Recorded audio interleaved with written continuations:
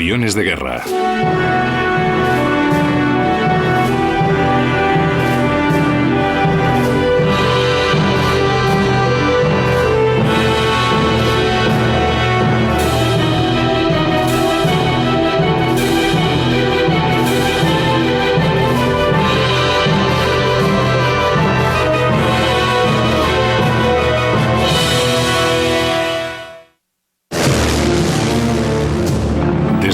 En que una máquina se alzó en el aire, necesitó cambiar.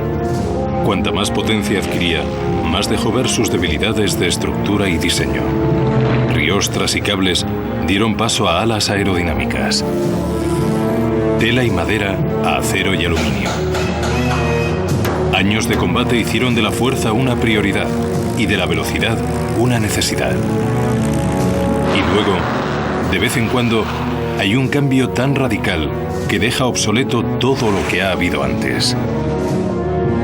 No hay evolución sin revolución. Tal cambio iba a afectar a los aviones de guerra.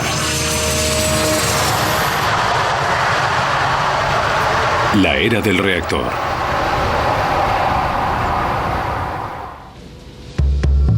Los cazas de hoy representan la vanguardia en la continua evolución del avión de guerra. La ciencia ha impulsado hasta el límite el desarrollo de la nueva generación de aviones. Desde nuevos materiales, motores más grandes y potentes, y lo último en aeronáutica, hasta armas y alas más sofisticadas. Su misión exige equilibrar todos esos elementos. Establecidas en los campos franceses durante la Primera Guerra Mundial, las misiones siguen siendo iguales. Pero el avión de guerra no se ha quedado quieto. Al final de la Segunda Guerra Mundial, los aviones de propulsión de pistón... Pero cuando los aviones se acercaron a los 800 km por hora, la potencia de propulsión cayó drásticamente. Simplemente no funcionaba por encima de cierta velocidad. Y la velocidad es amiga del guerrero. Para volar aún más deprisa, algo básico tenía que pasarle al avión de guerra. Wharton, Inglaterra. Una nueva clase de avión. No utiliza propulsor o motor de pistones, ni está construido con madera, tela o metal. En realidad, está hecho casi a mano de amalgamas de fibra de carbono. Todo en este avión es revolucionario. El Eurofighter Typhoon, la culminación de más de 10 años de desarrollo y un siglo de conocimiento. Recién salido de fábrica, el Eurofighter es el avión europeo de primera línea. Y en su interior está lo que ha forzado todo ese cambio.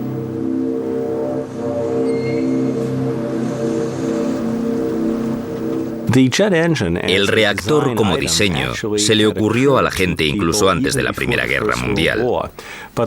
Pero la primera persona importante que lo estudió cuidadosamente fue Frank Whittle.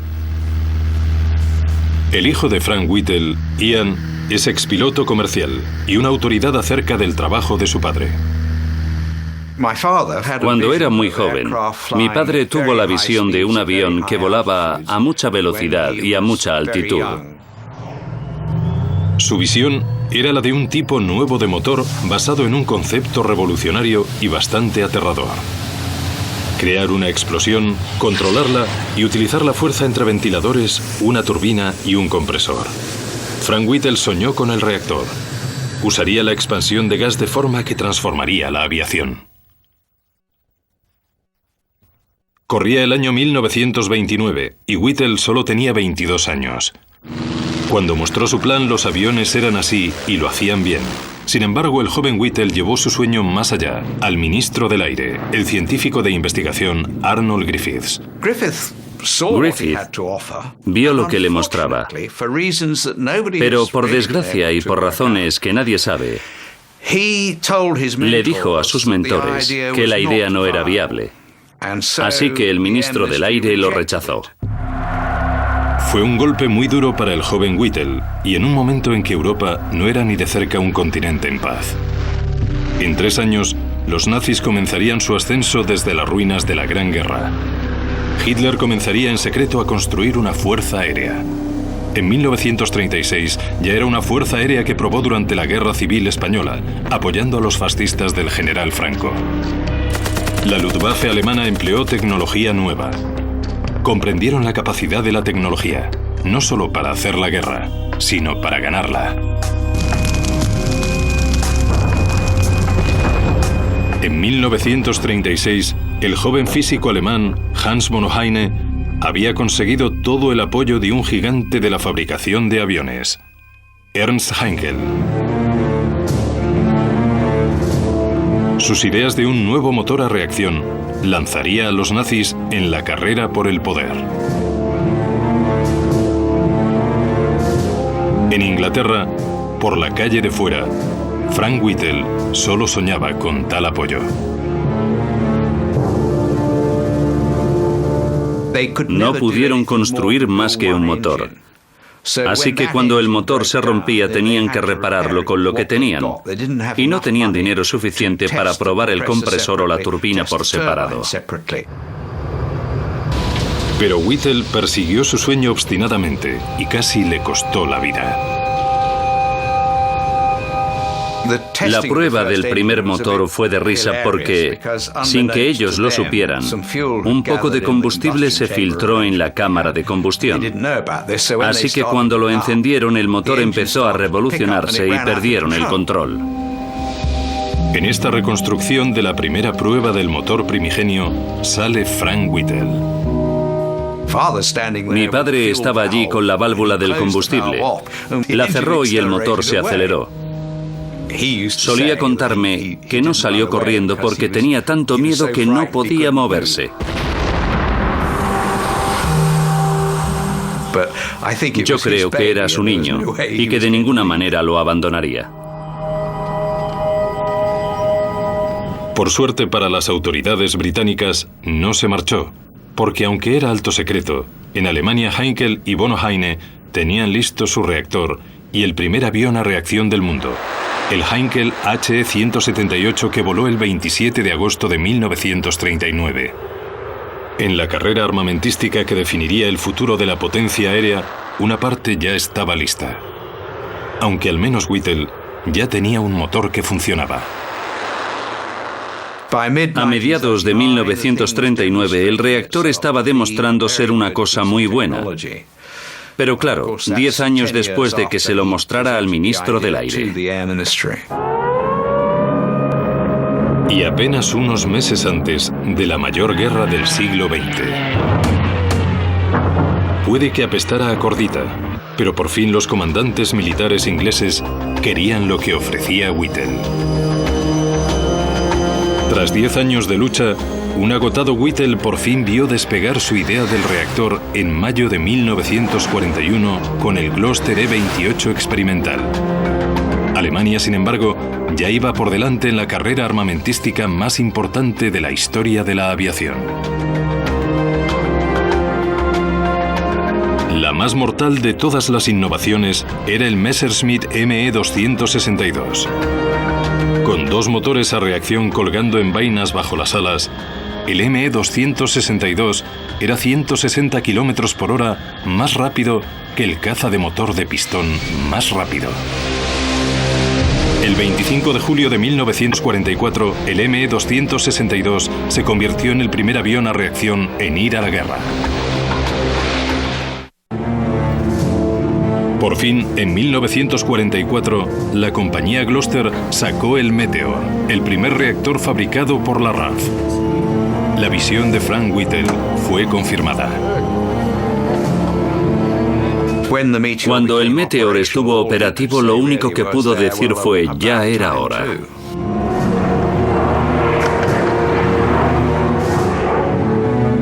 Eric Brown fue uno de los primeros pilotos en volar en el reactor de Whittle.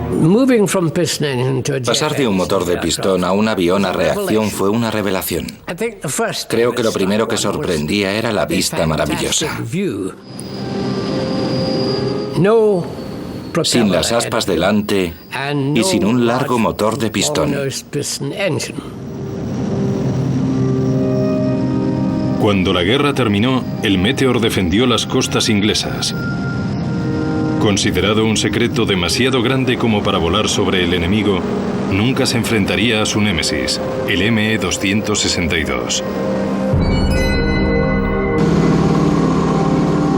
La victoria en Europa llegó por fin el 8 de mayo de 1945. 2 días después de la capitulación, el capitán Eric Braun recibió órdenes de ir a Alemania a desvelar los secretos del reactor escondidos entre los trofeos de guerra.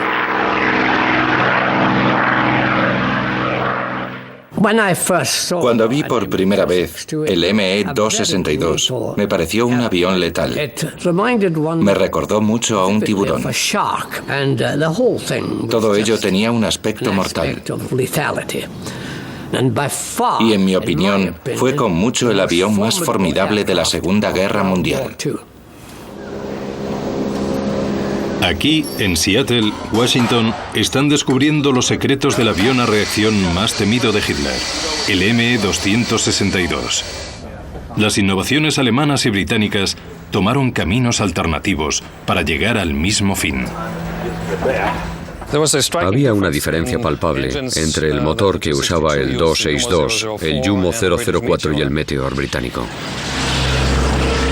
Los dos nuevos motores a reacción producían un empuje parecido, pero había una diferencia fundamental en cómo respiraban.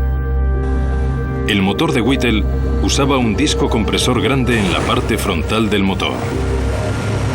Eso obligaba al aire a salir de forma centrífuga a las cámaras de combustión que rodeaban el disco central. Lo llamaron motor centrífugo. El aire entra aquí y un solo disco lo comprime con las palas. Cuando el aire está comprimido, sale y se curva sobre estos huecos que llevan la presión del aire al tubo de combustión. En cuanto hay suficiente presión de aire, introducimos el combustible y tenemos la mezcla de aire y combustible. Hasta ahí bien. El piloto entonces pulsa el interruptor y lo enciende. Todo está interconectado y hace...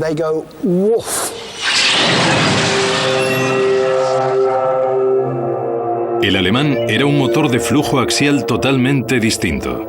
En vez de un disco grande, tenía varios que comprimían el aire cada vez más en una cámara de combustión central. Los alemanes iban muy deprisa con los compresores de flujo axial, lo que significa que el aire se aceleraba a lo largo del eje del motor. Y la diferencia entre los motores demostró ser significativa. Para que los motores fueran más y más potentes, había que añadir más y más aire al oxígeno de los quemadores. La única manera de que un motor centrífugo pudiera satisfacer esa demanda era haciendo el disco del compresor más grande, lo que hace que el motor sea más ancho y no muy aerodinámico. Para que el motor de flujo axial del ME-262 introdujera más aire, lo único que los ingenieros tuvieron que hacer fue añadir más discos compresores. Eso significó un motor más largo y esbelto, mucho mejor para aviones aerodinámicos. Aunque en 1944 tenía una gran desventaja. Los materiales disponibles en aquella época no aguantaban las presiones y temperaturas que producían esos motores. Los motores a reacción están sujetos a unas temperaturas muy altas. En el ME-262, las palas delgadas eran especialmente vulnerables. Su motor solo duraba una media de 25 horas, incluso menos si el flujo de combustible no se regulaba adecuadamente con el uso sensato del acelerador. Eric Braun era uno de los pilotos de pruebas británicos. Él fue elegido para volar uno de los aviones alemanes e informar de lo que hallara. El primer reactor alemán que volé fue el Arado 234, un bombardero de reconocimiento con 2 motores iguales a los del ME-262. Lo probé hasta el final de la pista. Aceleré los motores hasta el máximo y cuando estaba a punto de soltar los frenos y despegar, el motor de estribor explotó y lo arrancó de cuajo. y casi se llevó todo el ala. En 1944, las aleaciones de metal necesarias para construir un motor de flujo axial con éxito simplemente no existían. Los materiales de entonces no estaban tan avanzados como los motores. Whittle era muy consciente de los principios del flujo axial, pero en 1930 decidió que era demasiado complejo para el momento. El hecho de que hoy este Meteor de 60 años siga volando con sus motores originales deja claro la proeza de ingeniería de Whittle. Tras la Segunda Guerra Mundial, la llegada del reactor ya había empezado a cambiar los aviones. Pero además del motor, un avión de guerra tiene éxito por más cosas. Y en 1946 aún les quedaba mucho camino. El 27 de septiembre de 1946, un apuesto piloto de pruebas de 36 años, Geoffrey de Havilland, quiso hacer historia.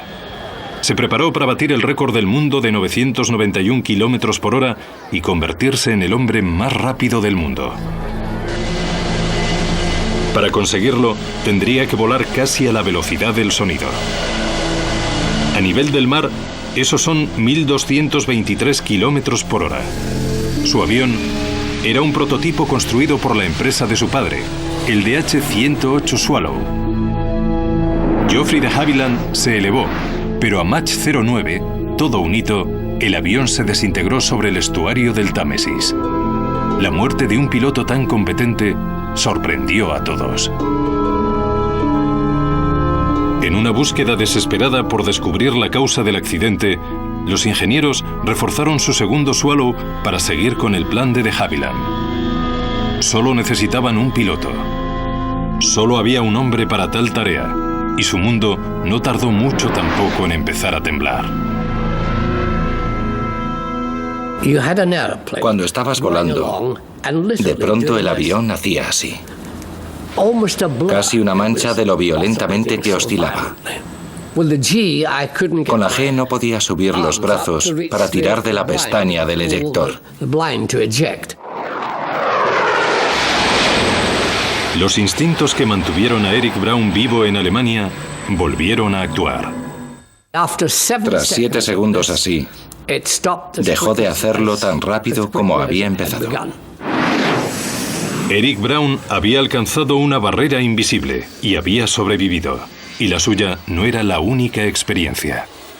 Todos los principales países del mundo tenían serios problemas porque los cazas de alto rendimiento se salían de control o empezaban a hacerlo cuanto más rápido iban. Apenas se conocían los efectos prácticos del vuelo de gran velocidad. Se construyeron nuevos túneles de viento para simular grandes velocidades cercanas a la del sonido, velocidades conocidas como transónicas. Usando la fotografía de Schlieren en los túneles, descubrieron que se formaban áreas de altas presiones por todo el avión. Eso se llamó la crisis de compresión, o el comienzo del problema que incluía la llamada barrera del sonido. Eran esas ondas expansivas a velocidad supersónica las que causaban todos los problemas.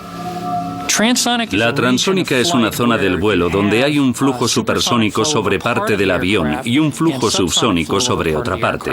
Es una zona muy complicada de entender incluso hoy porque hay una mezcla de flujos. Totalmente supersónico o subsónico es relativamente fácil de entender, pero esa zona transónica es más difícil por las distintas partes del avión que obedecen a distintas leyes de la aerodinámica. La forma en que se manifiesta al piloto es que la onda expansiva se mueve de delante a atrás muy rápidamente sobre el ala muchas veces por segundo. 40 años de diseño de alas necesitaban revisión. Lo que estoy mostrando aquí es un ala típica de un 12% de grosor, que significa que esta distancia es el 12% de esta. Si esto se pudiera reducir a un 6%, los efectos de la onda expansiva se podrían reducir y se podría ir más rápido antes de tener esos problemas.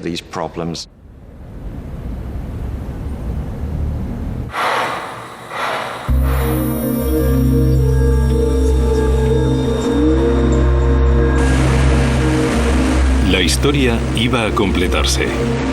Los primeros aviones tenían alas delgadas diseñadas para cortar el aire. Cuando se comprendió mejor la aerodinámica, los alemanes descubrieron que un ala más gruesa podía generar más empuje.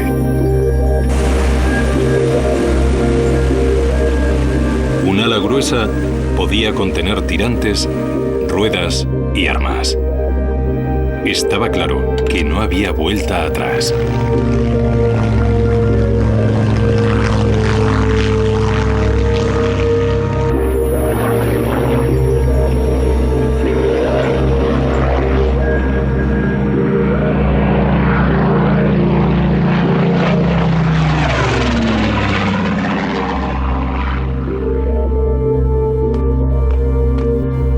En la Alemania anterior a la Segunda Guerra Mundial, descubrieron una solución simple y perfecta que usaba un ala ancha que parecía delgada al aire de cara.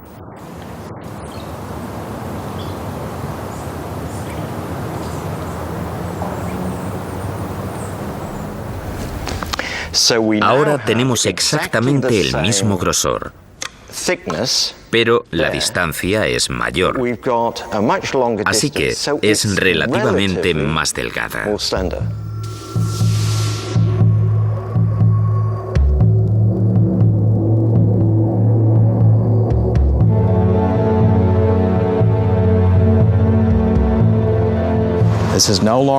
Ya no eran esas viejas alas rectas con los motores a reacción atados a ellas. Esto es un caza moderno tal como lo entendemos hoy.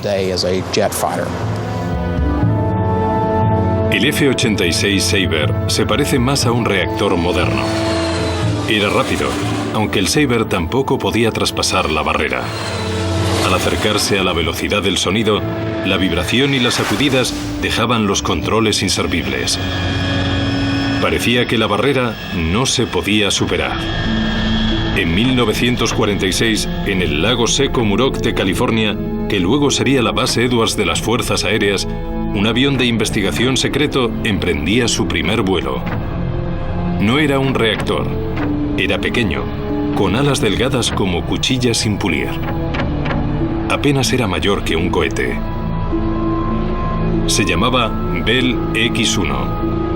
Y se había construido con un único propósito: traspasar la barrera del sonido. El programa del X-1, llamado XS-1 de Experimental Sónico 1, era un programa de desarrollo para investigar la capacidad supersónica del avión. Con suficiente combustible para un vuelo de 90 segundos, se lanzaba desde un B-29 Superfortaleza. Y aún así, cuando el avión iba a toda potencia, fallaba. Cuando la nave entraba en la zona transónica, el Bell X-1 caía incontrolablemente.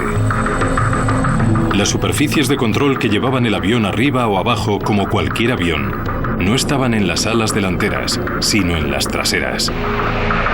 El foco estaba en la cola.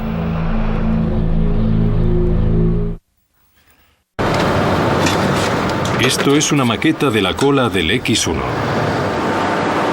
Cuando las superficies al final de la cola se mueven arriba y abajo, hacen presión sobre el aire entrante y fuerzan el aparejo arriba o abajo como un avión. Cuando se reproduce el efecto de los elevadores sobre el aparejo en el túnel de viento, se ve bien. Esa velocidad del viento está bastante por debajo de la zona de peligro transónico.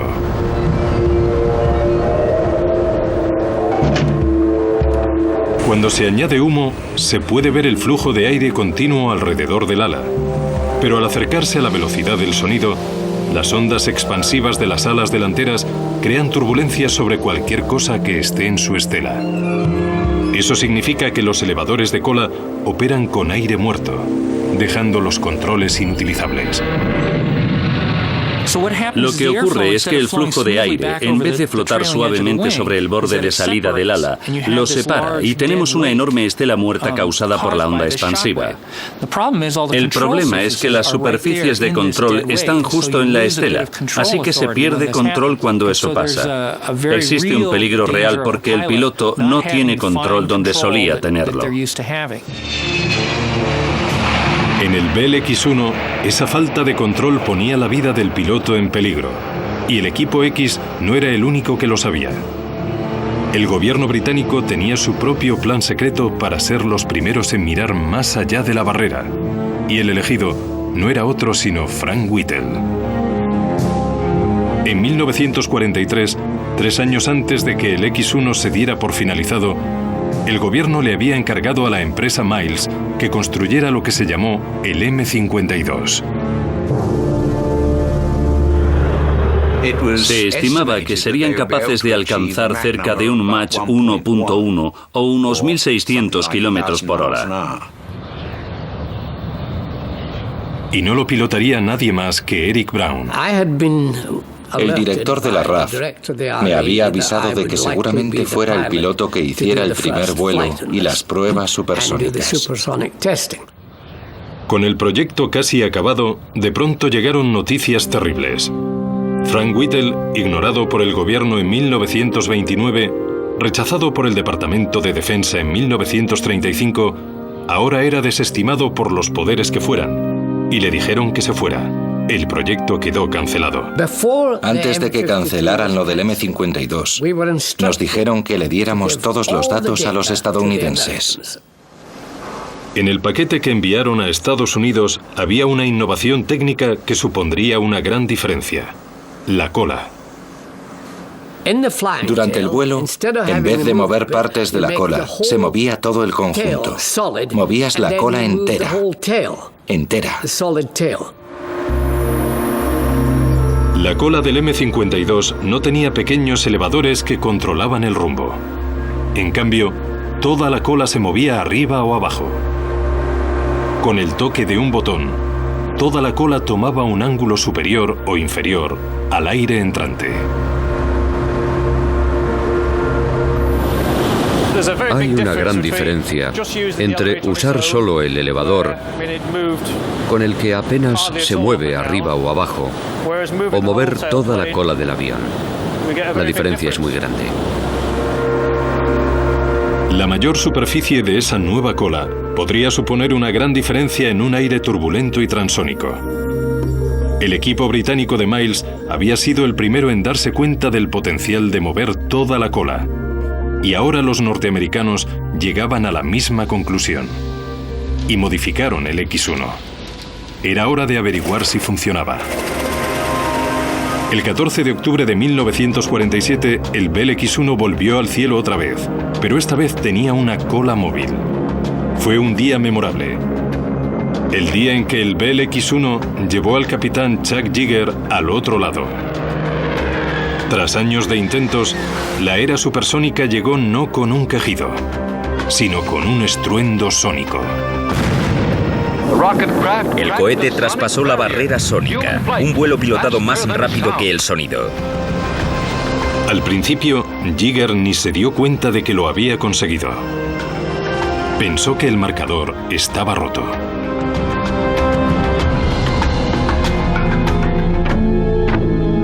El primer caza que se benefició de la cola móvil fue el F-86 Sabre. Con la cola móvil, el Sabre pudo alcanzar la velocidad del sonido en caída y el piloto siguió controlándolo.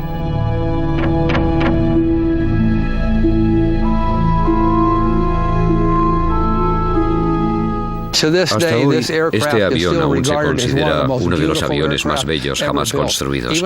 Incluso al compararlo con otros reactores, las líneas son más suaves, limpias. Parece fluir tan bien que parece que va rápido. Era rápido. Los nuevos cazas eran capaces de alcanzar velocidades que sus jóvenes pilotos no habían imaginado, y menos en combate. Y el combate llegó pronto, en Corea, durante la Guerra Fría, en 1950. En los cielos de Corea, reactores lucharon contra reactores por primera vez. El Sabre norteamericano se enfrentó al MiG ruso. Motor de flujo axial contra centrífugo. Como aliado de guerra, la Unión Soviética había recibido el motor centrífugo de Inglaterra y creado el MiG-15. El Sabre, por otro lado, usaba lo último en potencia de flujo axial que le daba al avión una forma más estilizada.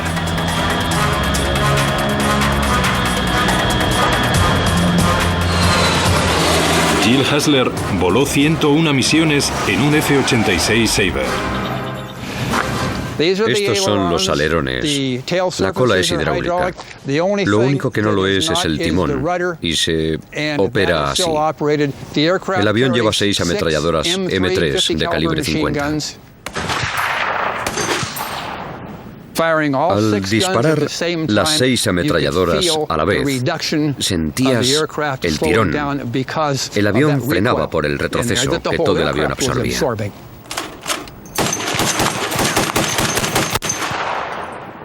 La ametralladora Browning de calibre 50 era el arma que llevaban casi todos los aviones estadounidenses en la Segunda Guerra Mundial. El MiG llevaba armas distintas. Llevaban 2 cañones de disparo rápido de 23 milímetros y un cañón de disparo lento de 37 milímetros. Cuando los proyectiles del de 23 milímetros pasaban al lado de mi cabina, parecían pelotas de golf.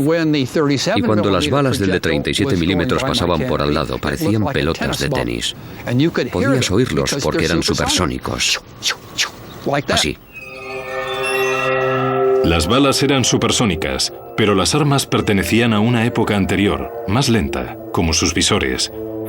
Las oportunidades de acierto en combate en un reactor pasaban rápidamente. En la Segunda Guerra Mundial, cuando miraban, veían al rival a una distancia, pero los pilotos de cazas tuvieron que aprender a mirar más allá, así que tenían que ver mejor que antes. Disparar balas desde un avión en movimiento a un objetivo en movimiento es muy difícil. A más de 800 km/h, imposible. Los ataques ocurrían con aviones en rotación. Si el avión gira de alguna forma, podrían apuntar el arma en una dirección y fallar por completo el tiro. Para compensar el movimiento de giro, el rotativo, si quiero dar a Ben con esta pelota, tengo que tirarla un poco a la izquierda, así, para que vaya directa a él. Con el caza, el problema conocido como deflexión empeoró mucho. Tu objetivo se mueve y tú estás sentado en una plataforma en movimiento. Y luego empiezas a pensar que tienes que disparar unas balas a las que afectan tanto la gravedad como el viento. Los cazas no solo tenían armas de la Segunda Guerra Mundial, el MiG-15 tenía mirillas de la guerra también, como esta de un Spitfire. Esto se llama cristal combinado, porque combina la visión del mundo exterior con esta ruedecita que se proyecta a través de esto. Lo que tenemos aquí también preestablece el alcance del avión objetivo. También hay otro control que te da una estimación de la distancia a la que está el objetivo y qué es lo mejor que puedes hacer. La limitación es que no puedes medir el movimiento del otro. Y aquí estaba la ventaja significativa. El Sabre tenía un radar capaz de averiguar la distancia al objetivo a cualquier velocidad.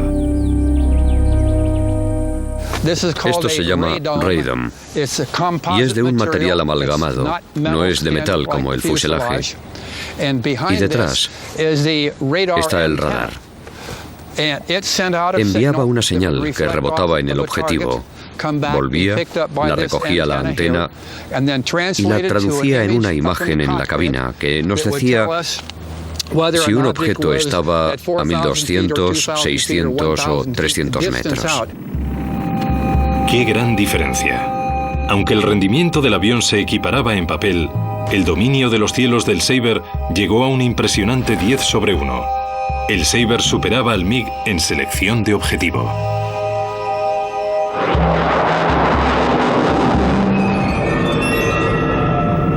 En 1949 la Unión Soviética detonó su primera bomba atómica y la carrera se hizo nuclear.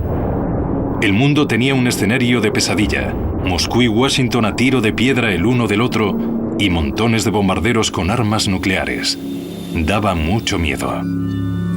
Los gobiernos de ambos bandos se prepararon para un ataque nuclear.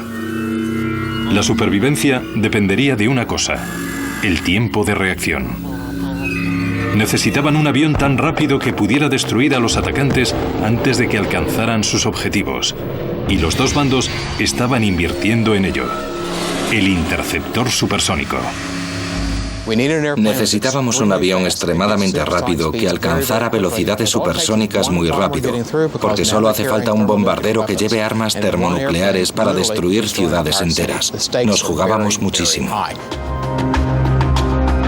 Competían por un caza interceptor supersónico, uno que pudiera alcanzar Mach 1 y más a nivel de vuelo. La primera respuesta estadounidense fue el Convair F-102. El F-102 incorporaba todo lo que había aprendido en el asalto a la barrera del sonido. Estaba diseñado para ser la primera generación de verdaderos aviones supersónicos. Cumplía las condiciones, pero no consiguió llegar. Tienen un motor grande y usan el ala transversal, el ala delta, que está bien y es delgada. Debería ser muy rápido y pasar la barrera, pero cuando lo construyeron, adivina, no llega a supersónico. Algo estaba mal. El F-102 era la suma de todo lo que los científicos aeronáuticos sabían. Tenía el motor a reacción y la última ala, pero no podía pasar la barrera. Volvieron los problemas. Acudieron al aerodinámico, el Dr. Richard Whitcomb de la NASA. Casi todos los aviones supersónicos no traspasaban la barrera por este problema. ¿Cuál era el problema? Lo que no entendieron en ese momento fue la aerodinámica. Acabaron con la parte más ancha del fuselaje en el medio. Y entonces la parte más ancha de las alas se unía al fuselaje en ese punto. Si hacías una serie de cortes transversales de todo el avión, encontrabas que esa zona tenía un enorme bulto o joroba en el medio. Pero los científicos ya habían pasado por eso. La fotografía de Schlerin mostró las pistas. Se habían dejado una. Cuando iban a alcanzar la velocidad del sonido, no había ondas expansivas en el fuselaje y otras partes del avión, sino que había una sola, una enorme onda expansiva en todo el avión. Todas convergían en una.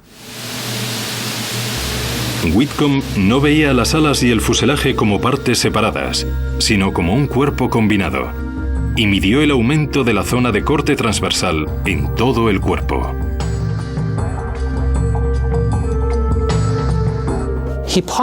Postuló que quizá, si mirabas en un sentido más global lo que el aire tenía que hacer rodeando el vehículo, al hacerlo en forma de botella de Coca-Cola, el fuselaje sería más estrecho donde las alas eran más anchas y puliendo la zona de la curva, se podría reducir el arrastre. Whitcomb propuso reducir el tamaño del fuselaje donde las alas se unían para compensar el volumen adicional. Lo que el aire encontraba entonces era un aumento y reducción de volumen más suave en el avión. Lo que contaban no eran las partes individuales, sino todo el área transversal. E indentando el fuselaje, mejoraba. Este principio se conoció como la regla del área. Al F-102 se le dio una forma nueva según esa regla. El reactor había cambiado la forma del interceptor de altos vuelos y había impulsado al avión a velocidades que seguirían moldeándolo hasta la forma que tiene hoy. El motor a reacción fue un enorme paso para el avión de guerra y ahora todo lo demás quedaba afectado. Alas transversales, superficies de control móviles, nuevos materiales y aviónica electrónica debajo de la cubierta de aluminio y amalgama. Si hay un capítulo más en la historia del reactor, es la metamorfosis de un avión a otro. El helicóptero armado. Este es el último helicóptero que ha llegado al Cuerpo de Marines de Estados Unidos, el Cobra Zulu. En la base naval de Pachuen River, en Maryland, fabrican y prueban aeronaves de alas giratorias. Como sus parientes de alas fijas, el Cobra tiene lo último en tecnología. Estamos delante de una Z-1Z, que es el último Super Cobra. Ahora tenemos ordenadores de misión en este aparato. La primera vez en uno de la familia Cobra. Es un gran paso hacia el siglo XXI. Desde que diseñamos estas aeronaves en los 50 y 60, el sistema de armas está integrado en un mando de misión que se parece al mando de cualquier videoconsola, así que sus hijos están aprendiendo a volar este helicóptero.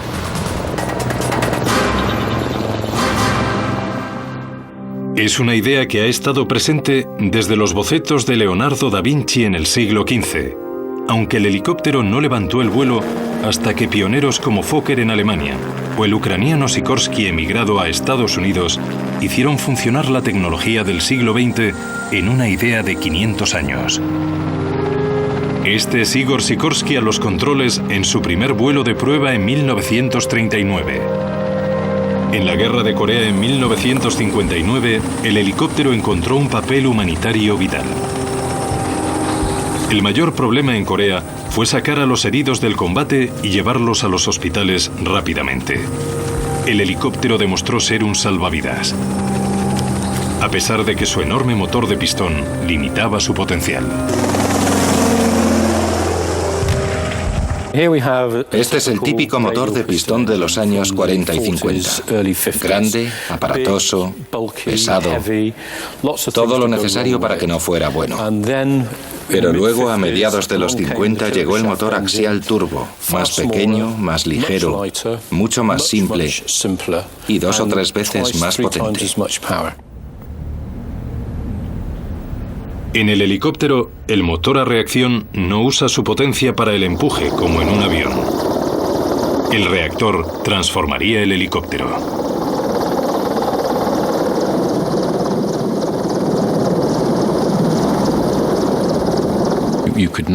Ahora se podían llevar más cosas porque había más potencia y el motor era más simple y mucho más fiable. Apareció una nueva generación de helicópteros. En cabeza estaba el Huey, el Bell UH-1. Como ambulancia voladora, llegó a tiempo para la guerra de Vietnam. El Huey fue diseñado originalmente para hacer de ambulancia, pero enseguida fue obvio que podía hacer mucho más. La potencia extra, la carga útil y la fiabilidad proporcionadas por el motor a reacción hicieron del helicóptero una máquina versátil. Aunque esta aeronave era buena trayendo soldados del campo de batalla, quizá era igual de buena llevándolos al campo, para empezar. Y entonces apareció la idea de ataque vertical. Un ataque vertical supone dejar tropas en puntos conflictivos. Era un trabajo peligroso para la caballería aérea. El Huey necesitaba protección. Se fijaron ametralladoras y cohetes a los lados, y enseguida una versión armada volaba en convoy con los portatropas. El problema apareció porque el Huey que llevaba las armas era más lento que el que llevaba a las tropas. Por eso decidieron empezar a fabricar un helicóptero de ataque especial que fuera más rápido, más aerodinámico y que solo llevara a un artillero y al piloto. Y básicamente, así fue como nació el helicóptero de ataque.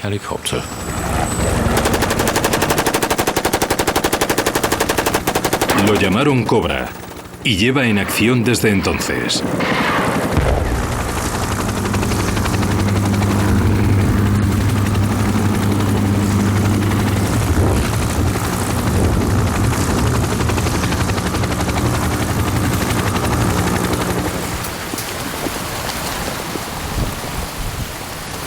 Aquí, en Lage, en Alemania, pilotos experimentados han vuelto a la escuela de vuelo para entrenarse con el último avión de guerra. Estos pilotos volarán muchas horas con simuladores antes de poder acercarse a la cabina del nuevo lanzamiento, el Eurofighter.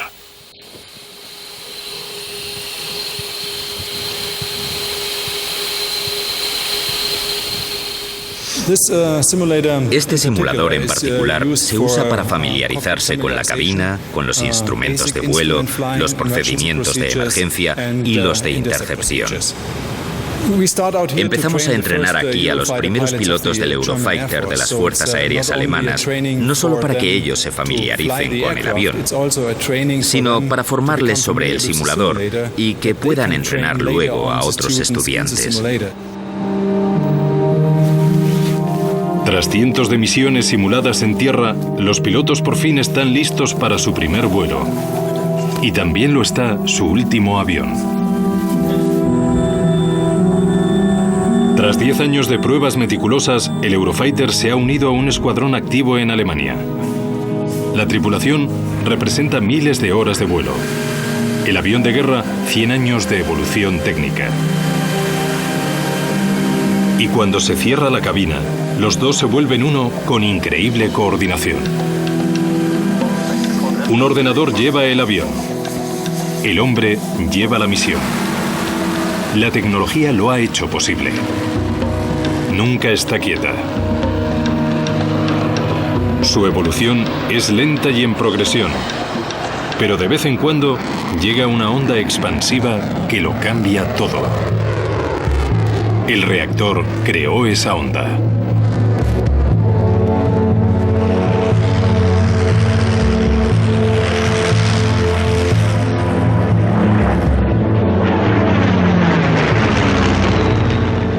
Volvió a dibujar los planos del avión de guerra y le dio el impulso para tomar una serie de formas nuevas y cumplir una multitud de papeles.